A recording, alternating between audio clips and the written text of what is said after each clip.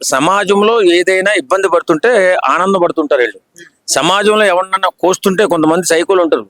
మనిషిని చంపడం వాడికి ఆనందం ఉంటుంది. ఒక్కొక్కడు మేకను నరుకుతుంటే ఆనందం కనపడుతుంటది. చాలా మంది సున్నిత మనస్కులు ఏం చేస్తారు, చిన్న కోడిని కోసినా తట్టుకోలేరు.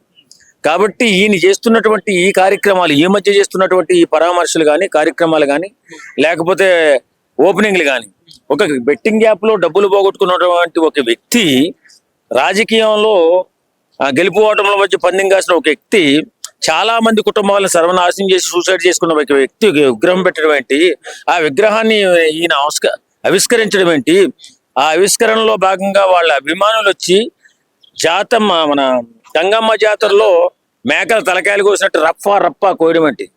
అసలు రాజకీయ నాయకులేనా వీళ్ళు? అసలు రాజకీయానికి పనిచేస్తాడా జగన్మోహన్ రెడ్డి? సార్, ఇప్పుడు సాధారణంగా ఇలాంటి డైలాగ్స్ అన్ని కూడా సినిమా వాళ్ళు చెప్తుంటారు. ఇక్కడ పవన్ కళ్యాణ్ గారు సినిమా ఇండస్ట్రీ నుంచి రాజకీయాల్లోకి వచ్చి ఆయనే స్వయంగా చెప్తున్నాడు వీటికి రియాక్ట్ అవుతూ. సినిమా డైలాగ్స్ అన్ని కూడా థియేటర్ గేట్ వరకే ఉండాలి, తర్వాత ఏ పార్టీ వాళ్ళైనా కూడా ప్రజల కోసమే పనిచేయాలని చెప్పేసి. సో మరి ఈయన తీరుకు మీరేం చెప్తారు? ఈయన ఏముందండి,